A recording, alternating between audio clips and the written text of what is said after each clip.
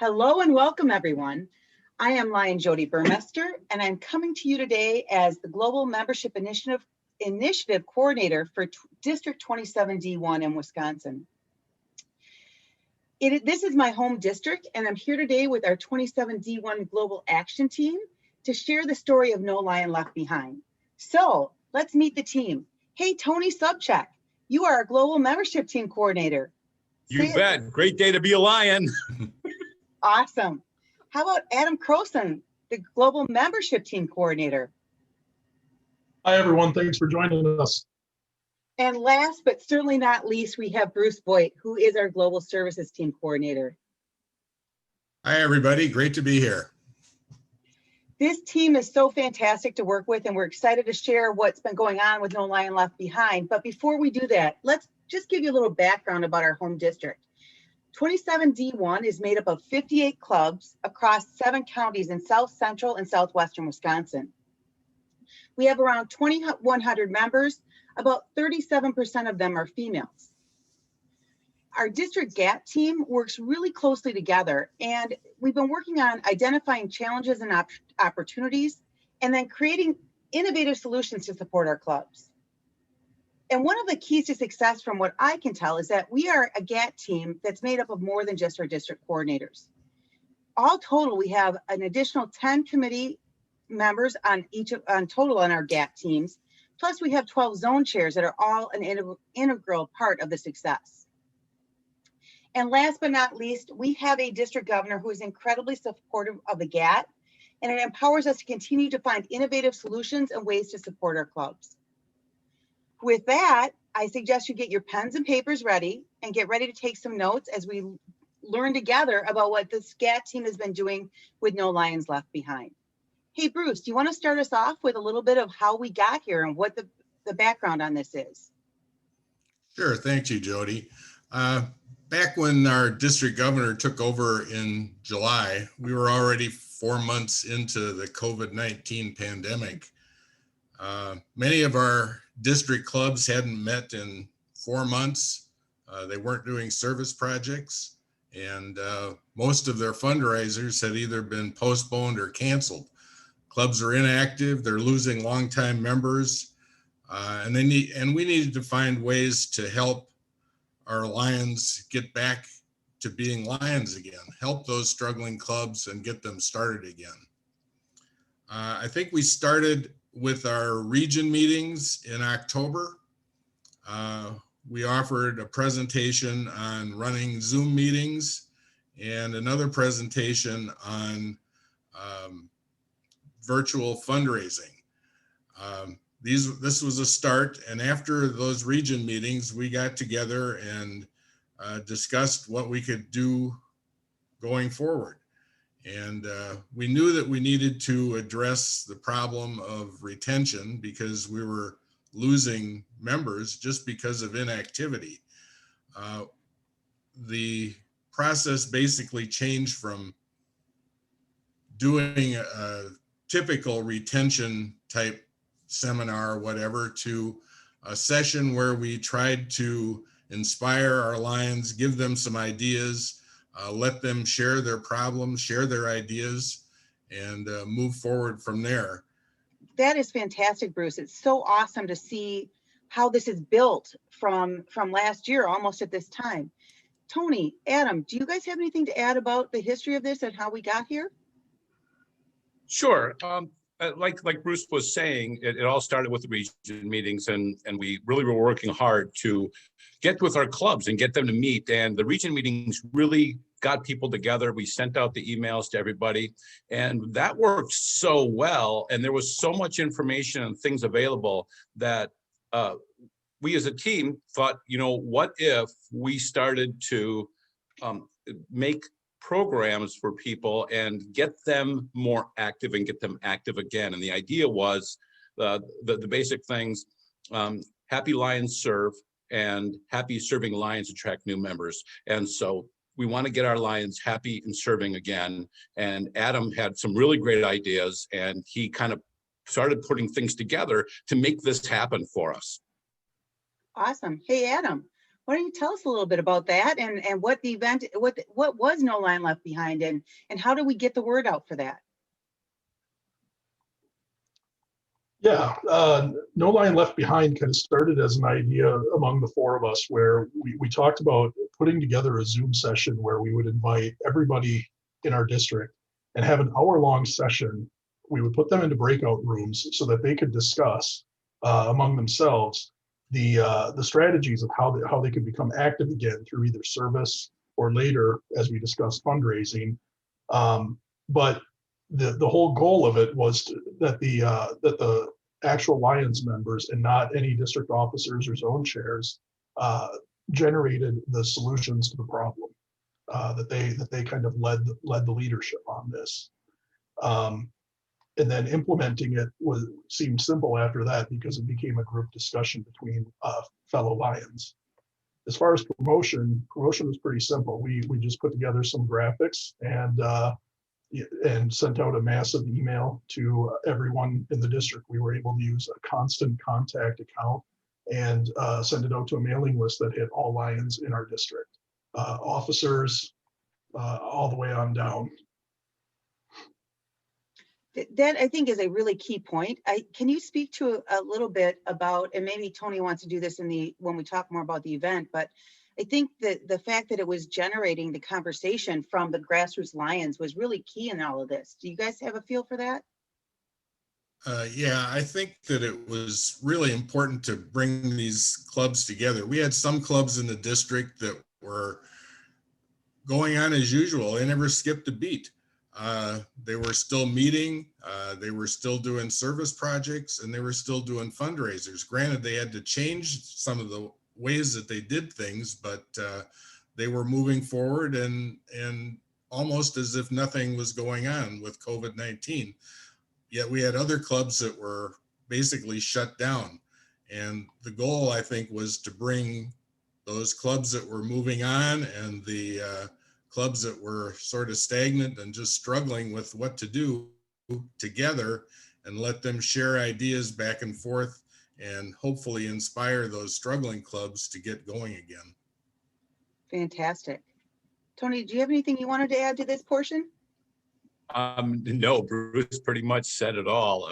He really hit the important things, and it's let the members bring the members together, the ones that are finding solutions with the ones that are struggling, and allowing them to work together, not just having people from district coming down saying, here's what to do, but to have other Lion members saying, we're doing it and it's working, here, try this. That makes all the difference in the world. Great points, you guys. So Tony, why don't you tell us a little bit about what happened during No Lion Left Behind? How did it work? What was the event like? Oh, sure. Yeah, it was actually really, really well. Well, we're all doing Zoom meetings now today. I think so many of us are kind of getting used to it. But one thing that we have learned is that when a meeting gets too long, it gets old and you start losing people. So the decision was made that these meetings were going to be an hour long, tops, done, over. So what we did was we were able to bring in all the members, and we had all the people who registered, because we had a registration for it. And the first No Lion Left Behind event was on how to serve safely during COVID. And we had quite a few people sign up. And what we were able to do is put people into breakout rooms. Zoom has that ability to actually send people to separate rooms. And so we put people in rooms of 6 or 7 people. I think we found that 6 works really, really well. Each room had a moderator. It had somebody from our GAT team or one of our zone chairs there to facilitate the conversation and to keep it on track. For instance, this was on service. So to keep the conversation on service and not on fundraisers. Mm-hmm. So we made the breakout room 15 minutes long. We didn't want them to have to be there too long. As it turns out, 15 minutes might have been a little too short, so we lengthened it for the next one. But 15 minutes, and the nice thing about the breakout rooms is it automatically sends the people back to the main room. They don't have a choice. It's not like, oh, hey, we're having a great conversation, so we're going to stay here a while. Nope, it automatically sends them back. When they came back to the main room, then the the moderators in the room shared some key things and ideas with everybody that came out of their room. So many fantastic service ideas came out of there. I was writing like crazy. Wonderful. It was actually very heartwarming. So, and I think that all fantastic points. I think, as I look at what we've done, I think one of the keys to this, and I'm just going to re-highlight again, is our zone chairs are the conduit between the club and the district. And having those zone chairs out there and visible by having them moderate in those rooms was a really awesome twist for us, because it got the zone chairs interacting again with individuals, obviously via Zoom. The other thing that I think is really important is that we looked at this as a series. This isn't just a one and done, like Tony said, we started out with one on service. Then we had one on fundraising, and we've got at least 2 more coming down the pipe as the year goes on here to try to keep this conversation going so the members so we are, again, sharing information amongst each other. And then the last piece, and I don't know who wants to cover this, is how about we talk about what you guys did what we did with the follow-up? How do we follow up with the attendees and everyone on what came out of these meetings? Yeah, I can do that. So after the first session, Lion Bruce had put together a list of everything that was discussed, all of the service activity ideas. And we followed up with members or people who attended. Actually, we ended up sending this to all members. We sent it out with the next invite for our second session, but what it was a document that listed all of the service ideas that were discussed in our first session that focused on service. And then we did the same after our fundraising our session on fundraising to talk about all the different fundraising ideas that clubs either had done or were planning on doing coming up at the start of 2021. I think it's important also to note that our second session on fundraising had more attendees than our first session on service, because the word got out about what a great event it is and how much people enjoy it, having that limited timeline and getting ideas from other clubs. People really were positive about that. Really good feedback. The other thing, if I can add on to that, Tony, is the other thing that impressed me about both sessions was as the GAT team and with zone chairs, we're so used to going to region meetings and zone meetings where we only interact with club officers. What really impressed me was this was a meeting where we had grassroots Lions attend. We had Lions, some that we've never seen attend this meeting, and they gave really good feedback. I believe that this was something that really impressed them and got them thinking from the feedback that we've received. As I look at this from a how does a district, what would another district want, or how would they implement? And I think this type of a program, I think that key right there is that getting the grassroots Lions involved. So much of our training and so much of the district's focus is on getting information to club officers. But by bringing this to the grassroots Lions, those that are actually doing the work on the ground in their local communities, I think, and having them part of this discussion is huge to the success of it. And we've seen that result, like you said, building from the first one to the second one, and we hope to build on it even further with the subsequent pieces of the series. So here's a question. What advice, okay, so let's pretend you're not from District 27D1. What advice would you give to another district that wants to implement a program like No Lion Left Behind in their local area? Well, the first thing is come up with a plan. The plan is kind of simple. You need a Zoom license. If you don't have one, I would recommend having one, because you're going to have more than 40 minutes, which is the free version of Zoom. There are other things available besides Zoom, but Zoom works really well, and most of us are used to it. So you're going to need that, and you're going to need to send an email to every Lion in your district. I think that's really important. Like Adam said, from the president of the club all the way down to the new member who just joined last week. So everybody wants to get a hold of this information. The other thing, if I can just add on to that, is patience. And where I'm going with that is that I think there's a lot of anxiety among Lions using technology right now. but this is the world we live in right now. This is with the pandemic going on. This is the cards we've been dealt, and we have to do the best we can with it. And so it was very encouraging to see the members, the attendees that we have had, and really just keep encouraging people to branch out and to go forward using this. And certainly don't worry about we've heard that there are a lot of older Lions that don't like technology, but I'm going to tell you that they're there. They're at the meetings. They show up. They're just fine. They're going to get in. And so don't worry about that. Just do it. They'll figure out how to make it happen. Absolutely. I think you want to try to get a nice mix of Lions as well, not just Lions from successful clubs, but Lions from clubs that are struggling, and not, as we don't want to get just the leaders of the clubs, we want to get the grassroots Lions there.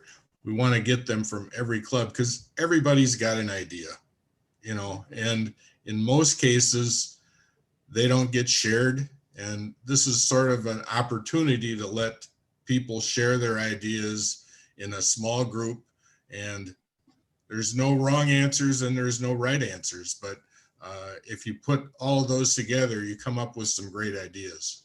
And back to Bruce's point, and touching off what Tony said, that was actually really key. Having clubs that were active, have been active through the pandemic. We knew that we kind of had an idea of who would attend, but the key there was separating those clubs when they got into the breakout rooms, because the clubs that haven't been as active, we did have some of those members sit in on the room and in different rooms, and you could kind of start to see the wheels turning, like, hey, we can do this. They got some good ideas from the clubs that have been active. And so it was a good conversation from the little bit that I saw between those members, getting the wheels turning of things that they could do to do service projects in their community again. So all of that brings me around to some of the tech discussion, and we talked a little bit about Zoom already, but we as we were doing this, first of all, the GAT team did not participate in the actual breakout rooms. We didn't want, we wanted to let the zone chairs do that and make sure that the clubs felt comfortable and they weren't being like watched by the district GAT team. But the other piece of it from a technical standpoint is that we had one team member, who happened to be me, behind the scenes, making sure, setting up the breakout rooms. We preset the breakout rooms, but then we had people log in and we had to add more. We had done some testing with that. So we knew that we had people broken out by as everyone from, so we didn't have the same people from the same club in the same breakout room. We had people, we broke people out in a very conscious fashion. It also is really important that you have one person just monitoring the tech. So as you're looking at putting something together like this, making sure you have that one person who is handling the breakout rooms, who is handling any sort of that behind the scenes tech, while the rest of your team is monitoring the chat window and monitoring the participants, is really important to a smooth session. And I'm going to go back to Adam's comment about patience. We are all learning together as we go through this, and you are not going to have a perfect production, shall we say, and that's okay, because it shows our members, our attendees, then that it's okay. Things happen and you just go with the flow and you fix it. You find a workaround. So along those lines, having a dress rehearsal beforehand for all the people that are participating, your moderators, for your team that's going to be on-screen talent, we call them on-air talent, but the on-screen talent, making sure everyone's practiced it beforehand, so when we get there and things go south and don't work quite the way we hope they would, we have talked it through and no one panics, and we can continue on so that our attendees get something out of it and that they feel that their time spent was worthwhile. Is there anything else you would like to add that we haven't covered on any part of the No Lion Left Behind program? I think it's really important. We have a great organization, Lions International, and our districts and our clubs provide a great service for our communities.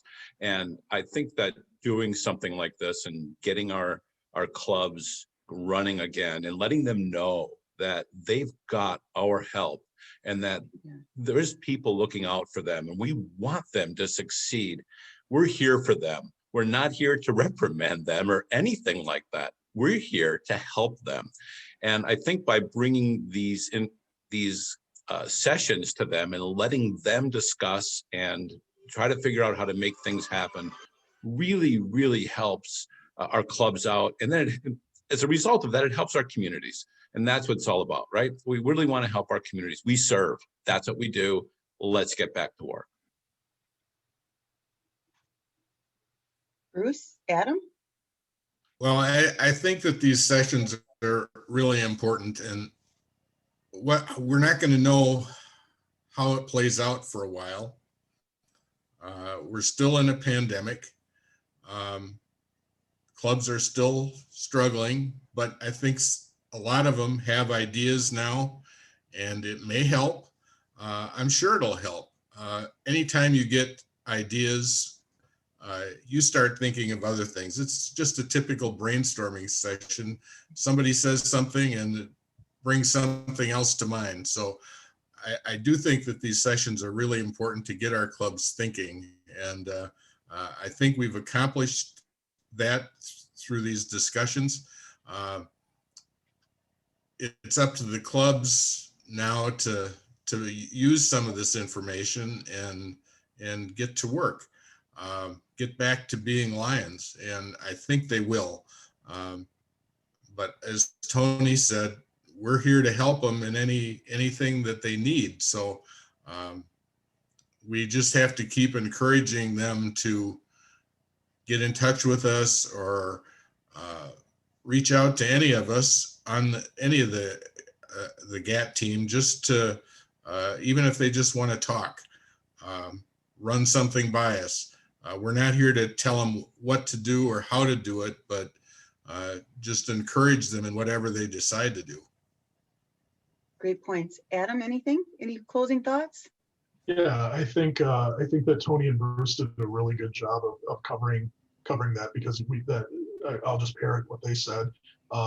We are here to help, but I think what I took away from No Lion Left Behind, the first two sessions anyway, is how exciting it is to do a different style of training, because we've all three of us, well, actually all four of us have sat, and probably many of the people viewing this have sat in trainings where you're being talked to and you don't really get to be a part of the discussion or the solution. And that to me was really, the exciting part, where I think we were really able to, I hope, make a difference. Like, kind of back to what Bruce said, it's going to take some time for us to see what happened, but I think we did a good thing by doing that. And I think we're going to take what we've learned here and use this moving forward. Even when we start with meeting in person again, we've learned a lot about how people like to communicate and how we can get people involved in the conversation. So if nothing else, we learned a lot from COVID-19. Yeah, well, and I think, going back to what you guys are talking about, even when COVID goes away, and we can start meeting face to face, I think there's still value for us to look at sessions like this that bring people in from across a larger area to have these discussions.